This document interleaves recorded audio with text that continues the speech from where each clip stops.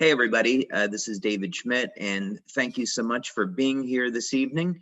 And we are going to be going over X39, stem cells, light therapy, the mechanisms behind how all of this works.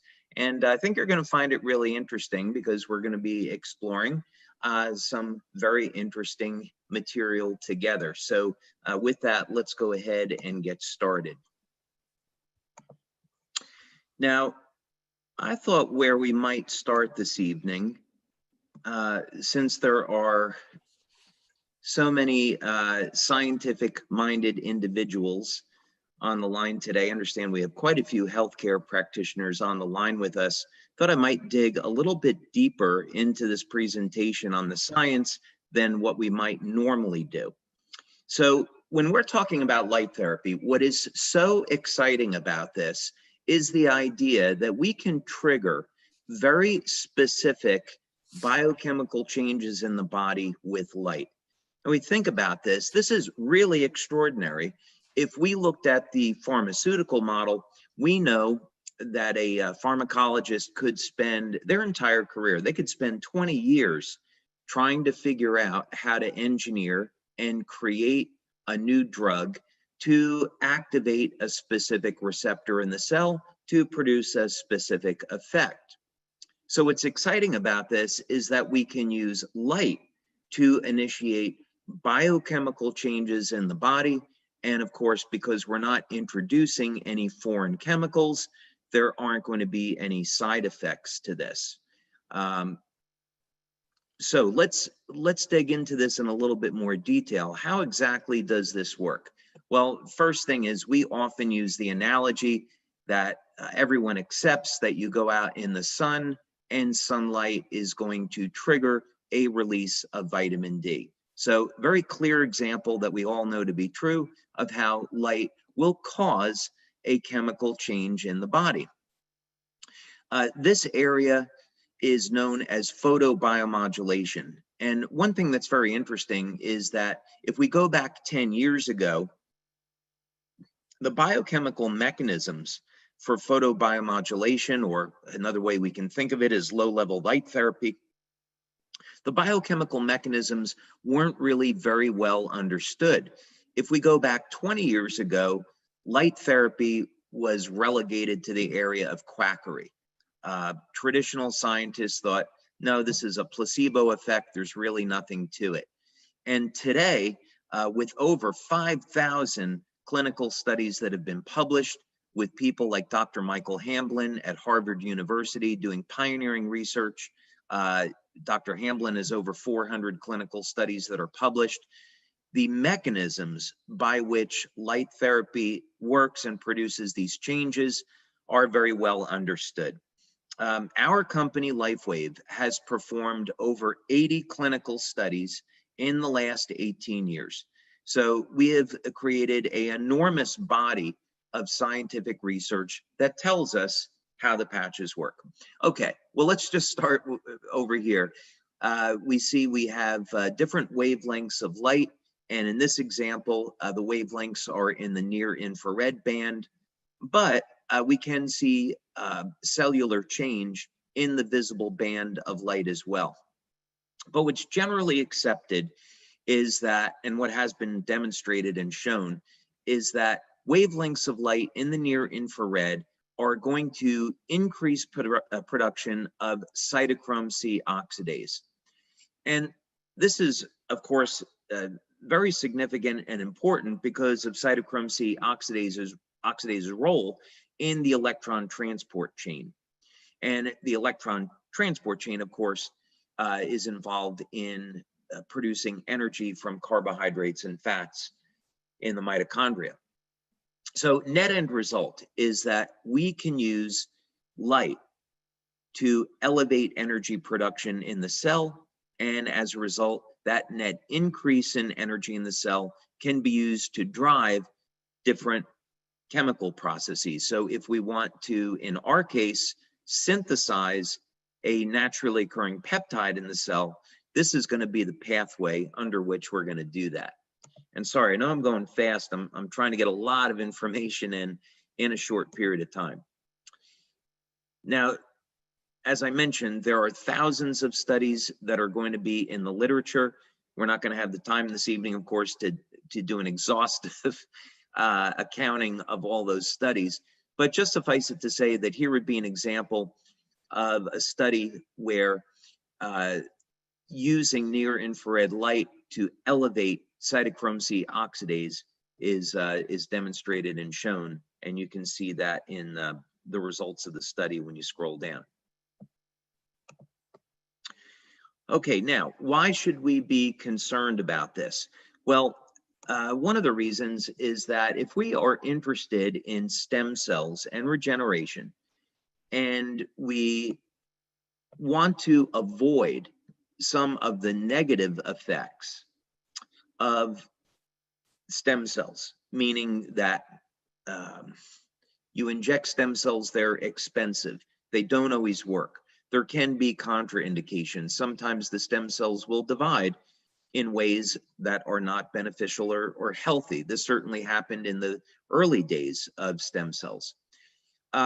What if we could use light to elevate a peptide known to influence the activity of stem cells in the body? And that's exactly what we're doing here.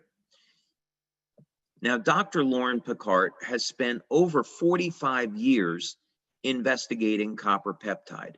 As a matter of fact, he is the scientist that discovered copper peptide. And there's two peptides here that we're interested in, GHK and GHK-Cu. The difference is that what we've seen in our studies, which I'll show you in a moment, is that first X39 will elevate GHK, and then GHK will bond with copper ions. It has a very high affinity for copper, and both GHK and GHK-Cu are going to show a number of metabolic benefits, but specifically, we're going to look at the role of GHK-Cu in stem cells. So here is a study that I think you would find of interest because it shows the role of GHK in regeneration. This was published in 2015. And the mechanism is extraordinarily interesting. When we think about how are human beings going to benefit from stem cell therapy, we often think in terms of injecting young, healthy cells into the body.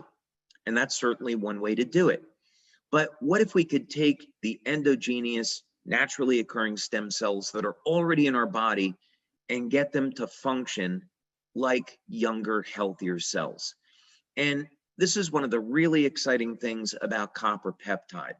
You can see here that one of the things that was discovered by Dr. Picard is that about 4,000 genes are regulated, either up or down regulated, but essentially resetting those genes to a younger, healthier state.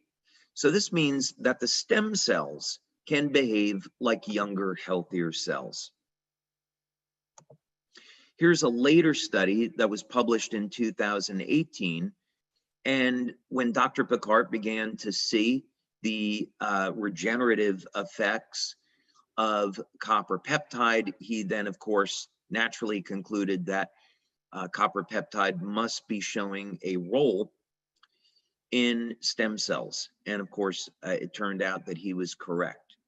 And what is actually going on here? Several things to be very interested in.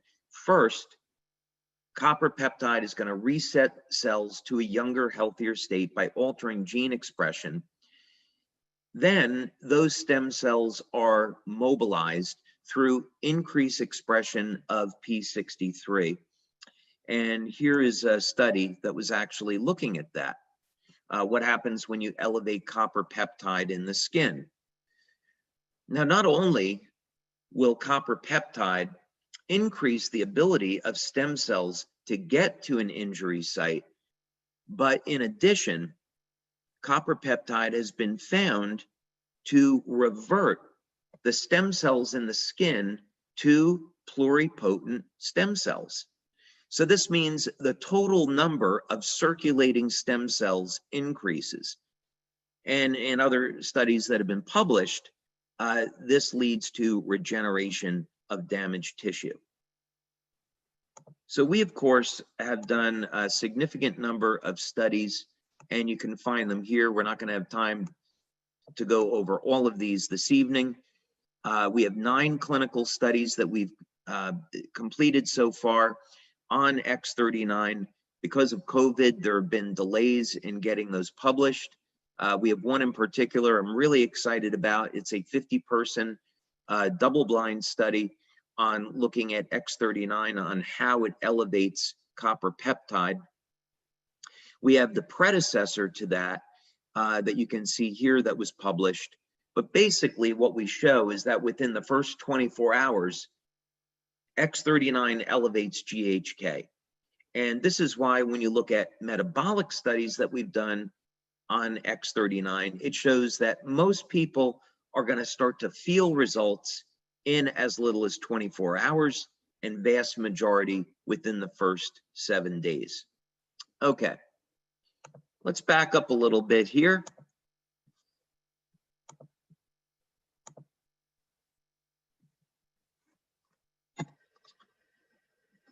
And let's restate this problem. The problem is that as we age, the stem cells are aging with us. This, of course, has to do with the Hayflick limit. There's a limited number of times that cells can divide, and the stem cells are subject to the Hayflick limit along with the rest of the cells. So quite simply, when we get to around age 70, age 75, our cells stop dividing. And this is really bad news. Anybody that has gotten over the age of 60 or 70 knows that their ability and their capacity to heal and recover from an injury has slowed down dramatically. This is a result of a degradation in the quality of the stem cells, their ability to proliferate, their ability to release growth factors, and eventually, of course, we don't have any more stem cells. So most of the solutions that companies are looking at is, let's take young, healthy stem cells and inject them into the body. And there is not a major success of this that's available today. Most governments have not approved stem cell therapy. There's only limited, very limited approvals. Most of this has to do with bone marrow transplants.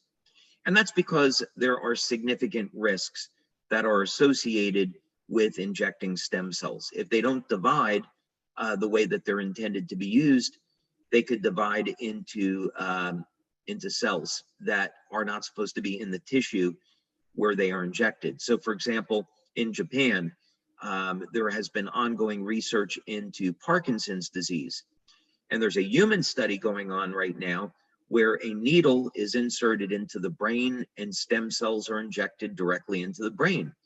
Well, when this research first started, stem cells divided into muscle tissue, liver tissue, hair, and the animals ended up dying because the stem cells divided from a pluripotent state down into a multipotent state that was not desirable. The division was uncontrolled. So these are some of the risks associated with stem cell science as it is today. But of course, that's going to change in the future. So what we want to do is make stem cell science affordable, safe, effective, and available to everybody. So how are we going to do that? Well, as Robin was saying, I have over 100 patents now. I reached that milestone this year. Those are 100 issued global patents with many more that are pending. And over 70 of those are just in the field of stem cells and regenerative medicine. And we've spent over $4 million over the last 12 years in developing X39. And research, of course, is ongoing as we find new ways to utilize our technology with respect to stem cells. Some of the early research we did was with the National University of Ireland in Galway at their Regenerative Medicine Institute. This research was actually funded by Scientific Foundation Ireland. And Remedy, by the way, and NUIG is in the top 2% of universities globally in the field of stem cell research. So when you go over to the west coast of Ireland and you're at this institute, you can find all of the major healthcare companies doing research there. In any case, this is a technology that I invented and we developed at our laboratories in San Diego. And this is a novel form of electromagnetic therapy that we have shown can mobilize and activate stem cells. This was a standard rabbit model that we used after we went from our initial laboratory work. And the goal here was to see if we could upregulate or increase the rate of wound healing in these rabbits. So a diabetic ulceration was formed over a period of 7 days. And then we had a control group and a group that was treated with this electromagnetic coil. And we looked at the rates of regeneration. And in this very first trial, we were able to hit statistical significance and see that just using energy, we could activate the stem cells. We didn't need to use a stem cell injection. Now, what was also really significant about this study is that when you apply stem cells directly to the site of a ulceration, the rate of wound closure is identical to applying an external electromagnetic field. So this was the first indication that we had that you didn't have to give a stem cell injection. And that was really exciting. We could use energy to activate the stem cells in a body and accelerate wound healing, plus all of the other amazing benefits associated with stem cells. Now, at our labs in San Diego, we use a standard stem cell model. This is a planaria, and planaria have remarkable regenerative capabilities as a result of the sheer number of stem cells that are located in their bodies. And when you cut off the head of a planaria, it will regenerate in 17 days. The stem cell community is trying to figure out how could we get that down to 15 days? If we could do it maybe in a planaria, maybe we could do it in human beings. Well, this technology that I just showed you, we were able to get the regeneration down to 8 days and then eventually under 1 day. So imagine that, being able to regenerate the head of a worm in less than 1 day. What if we could apply a technology like that to human beings? That's going to be, of course, our ultimate goal. But this technology is very expensive, and so we want to be able to offer an affordable way for people to activate stem cells. So how do we do that? And how would this technology work? I'll take a glass of water. Okay, well, we are going to turn to light therapy for the answer to this, because I have been developing light therapy products now for 20 years. We have quite a bit of experience and knowledge in how to activate different biochemical pathways in the body with light. And we want to look at how can we do this? What are the control mechanisms for stem cells in the body? So the way this works is that instead of using a lamp or an LED or any type of electronic device, we're going to use a passive patch. You simply apply the patch to the body, and the patch will stimulate the skin with light. So we're not putting any chemicals from the patch into the body. The materials in the patch are completely sealed, and these materials are activated by your body heat. the patch will stimulate the skin with light and produce a biochemical change. So just like sunlight will cause the body to make vitamin D, this technology will stimulate the skin with light, elevate copper peptide, and this will activate the stem cells. And by the way, for the practitioners that are here this evening, when we use the term activate, this is just another way of saying that we are enhancing the ability of the stem cells to proliferate and go to where they're needed. And that, of course, is going to be the site of inflammatory cytokines where there's an injury. We know stem cells are attracted to that type of inflammation. So very simple way to think about this is that this is a new form of low-level light therapy. And we're using low-level light to elevate GHK-Cu, or copper peptide. And so, of course, the advantages of copper peptide are extraordinary. We get to reset thousands of genes to a younger, healthier state. As a matter of fact, in early research, if you were to take for example, liver cells from somebody 75 or 80 years old, put them in a solution of copper peptide, those cells start to behave like younger, healthier cells. If all we were doing with X39 was just simply allowing old stem cells to get to an injury, that of course would not be very effective. So what really makes this product effective is the fact that copper peptide is a very powerful gene modulator, can get those stem cells to act like younger, healthier cells. And of course, now they can release growth factors, their motility rate increases, and people can experience healing at ages when normally they would not be able to. Okay, so we've got 9 studies on X39. First question is, how do we know that the X39 patch elevates copper peptide? So that was one of the first studies we did.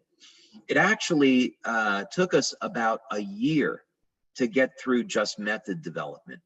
So we had to develop methods. We worked with 2 different laboratories, and these were microanalytical labs. And first we looked at urine analysis. Could we detect copper peptide in the urine? Then eventually we landed on doing blood studies, and the method development led to a procedure where we could detect copper peptide in blood. So this was our first pilot study. It was with 10 people. We've since repeated this, and we have a double-blind study now. Generally, when we want to look at copper peptide levels, we like to have people that are over the age of 50 or 60. The reason is copper peptide levels are going to be much lower in that group. So if we were going to compare copper peptide levels to people over the age of 60 compared to people in their 20s, levels of copper peptide are down 60 to 80% when someone's over the age of 60.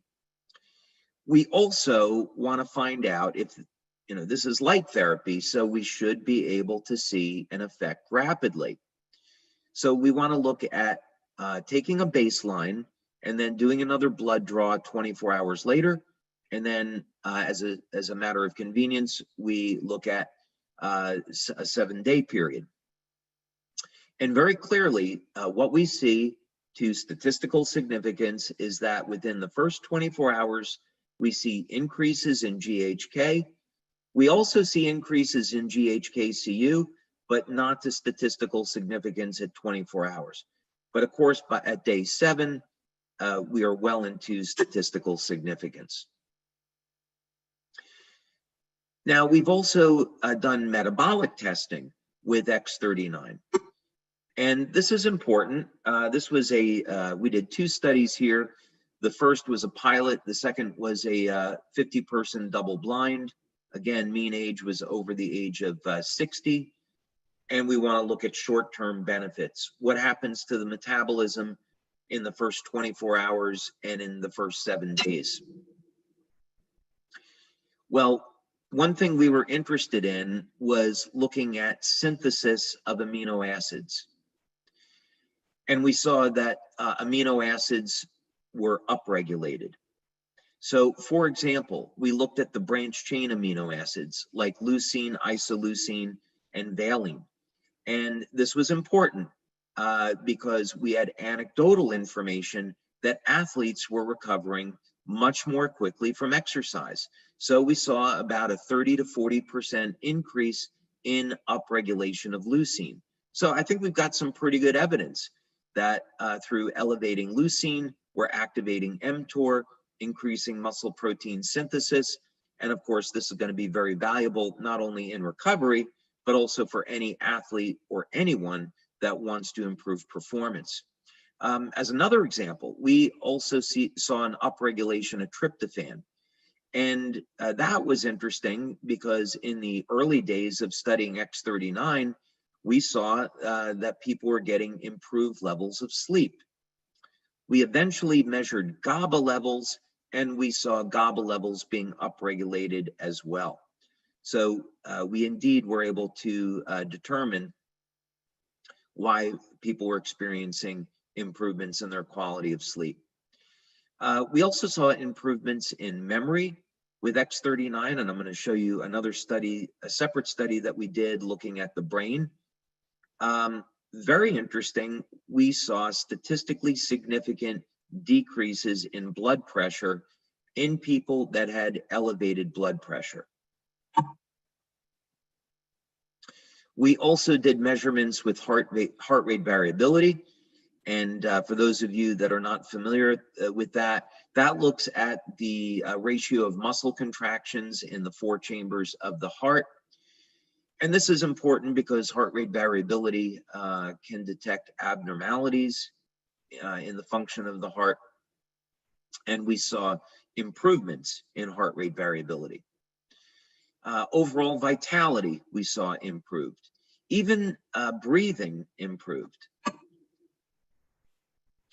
Okay, and then on to brain mapping. And I'm going through this quickly so we can get to your questions. We can actually, do a much deeper dive into each of these studies. But just going through quickly, because I know there are a lot of questions tonight. We have the privilege of working with Dr. Gaetan Chevalier. We've been working with Dr. Chevalier now for over 10 years. And Melinda Connor, actually, Dr. Melinda Connor, we've been working with her for about 10 years as well. Incredible researchers, and it's a privilege to work with them and their teams.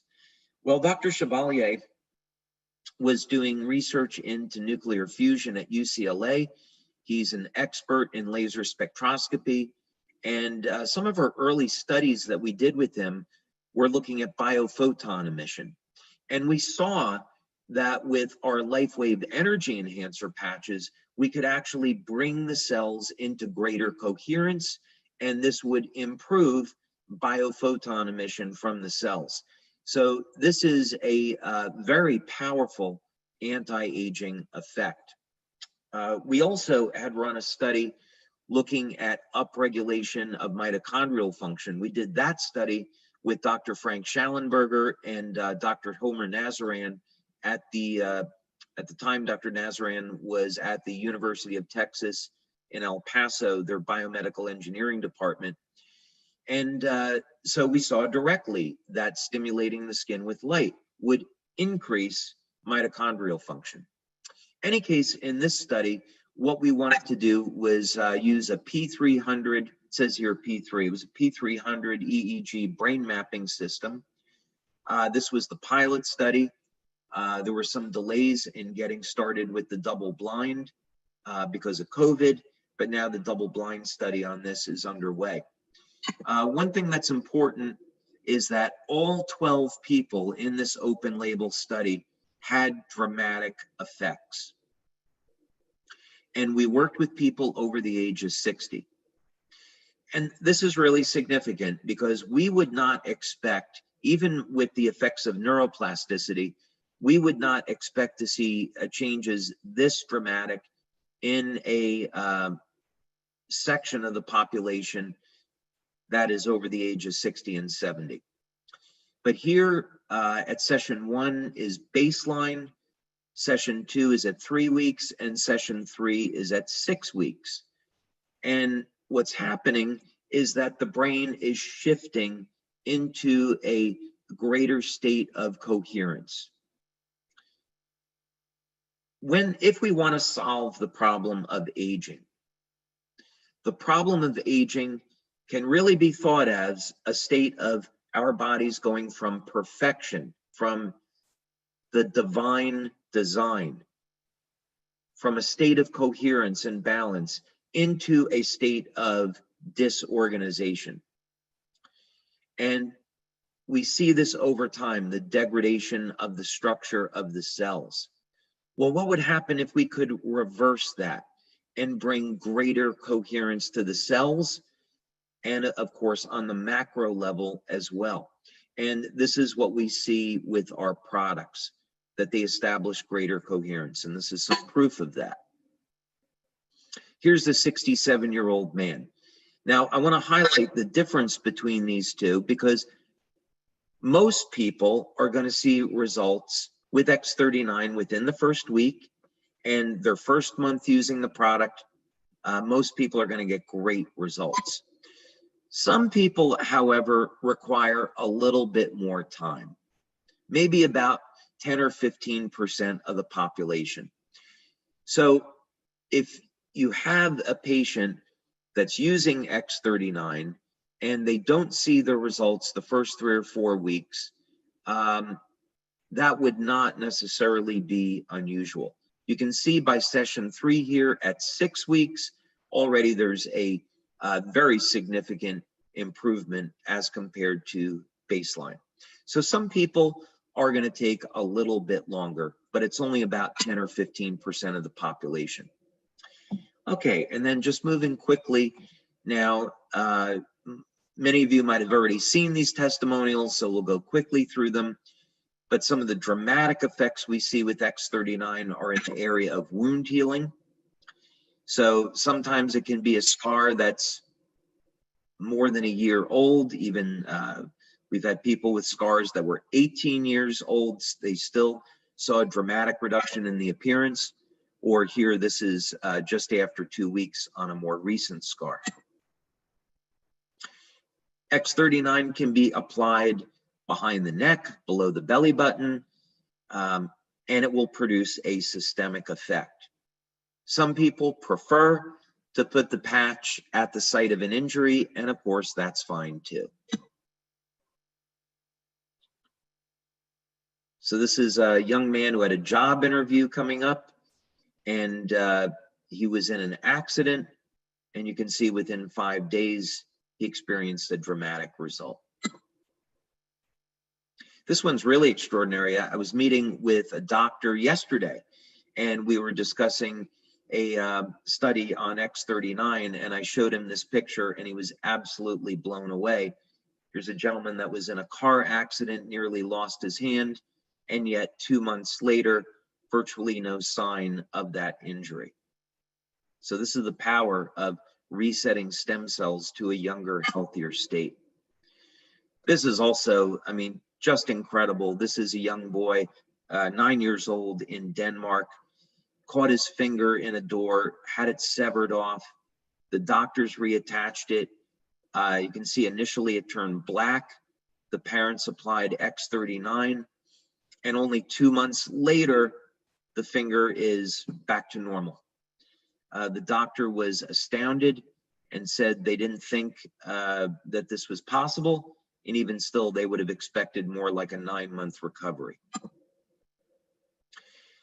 Now, of course, stem cells, while they do a great job with wound healing, they certainly have very, very powerful anti-aging effects. And one of the things that stem cells do really well is make collagen. Of course, collagen is the most abundant protein in the body. And we know that as we age, there is a decrease in our levels of collagen, and hence this is going to lead, partially, that's going to lead to formation of lines and wrinkles. And this is a woman, her name is Mandy. She is in Australia, and you can see very dramatic result after 6 weeks. And she was thrilled with the results. She continued to use X39, and you can see dramatic change after 1 year. Now, this was actually the very first, I'll call it, youth renewal testimonial that we received on X39. This woman lives in Denmark. She's 93. Her daughter is a LifeWave distributor. The mom here was dealing with a number of very significant health challenges. And so the daughter gave her X39 in the hopes that it could help support her health. And everyone was truly shocked at the transformation that she went through in only 2 months. So this is all to say that through our research and through practice, we have found that you don't have to have injections of stem cells, that activating the stem cells with copper peptide can lead to remarkable health benefits. One area that we are interested in exploring actually is, well, what happens when you elevate copper peptide and you give a stem cell injections? Would the benefits be even greater? That's an area that we tend to explore in our clinical research. We tend to feel that there could be some synergies there that are really worth exploring.